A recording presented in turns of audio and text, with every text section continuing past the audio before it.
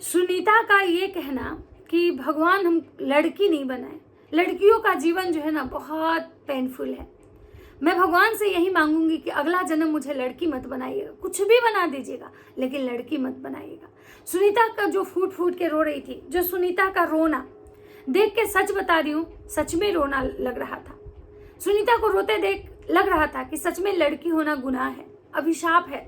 लड़की का जीवन जीवन नहीं होता है। लड़कियों का ना तो कोई घर होता है, ना तो लड़कियों का कोई परिवार होता है, ना लड़कियों का ससुराल, ना लड़कियों का मायका। लड़की सच में भगवान को नहीं बनाना चाहिए। मुझे भी ऐसा लगता है, मुझे भी ऐसा लगता है कि भगवान को लड़की नहीं बनाना चाहिए। कुछ भी बना देते लेकिन लड़की नहीं बनाते।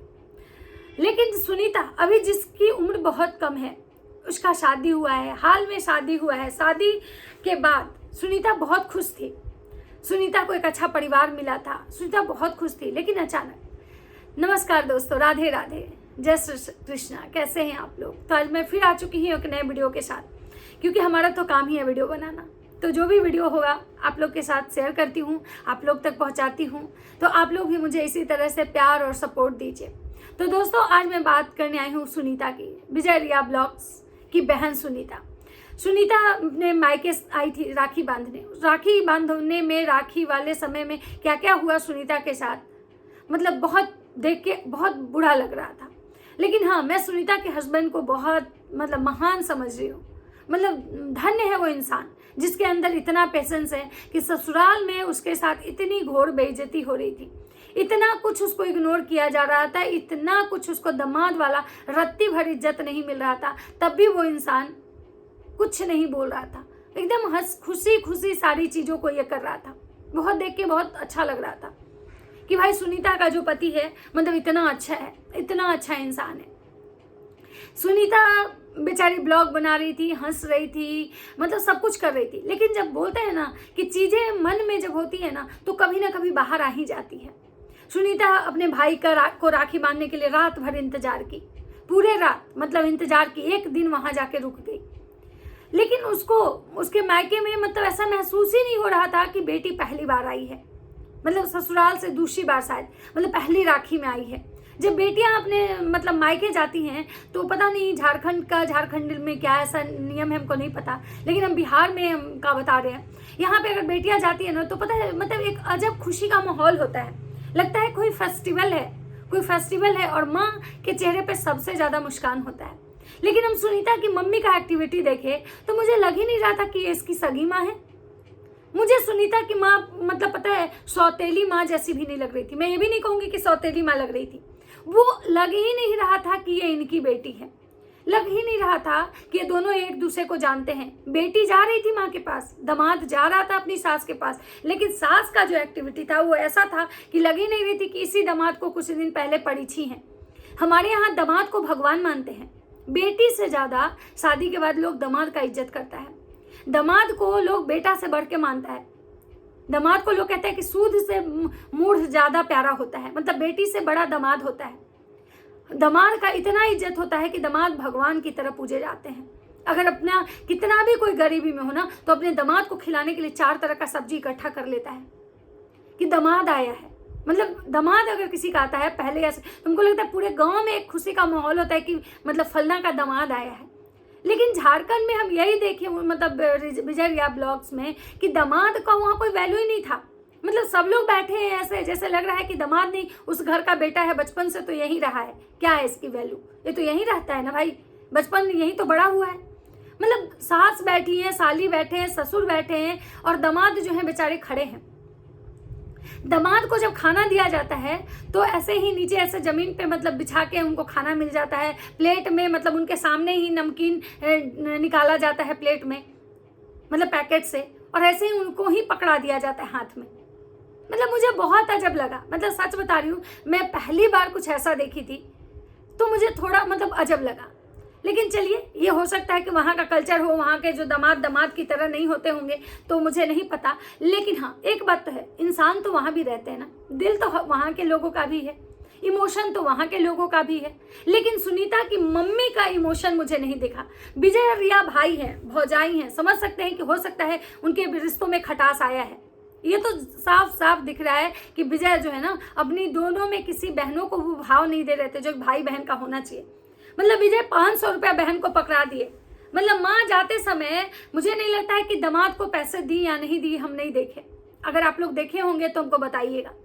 बेटी खड़ा होके कोने में ऐसे फूट फूट के रो रही है, जिससे जब मायके से कोई लड़कियां निकलती हैं तो जैसे आंसू आता है, मतलब ऑटोमेटिकली आ जाता है, आपको कुछ करने की जरूरत नहीं है, आपको खुद ब खुद आता है।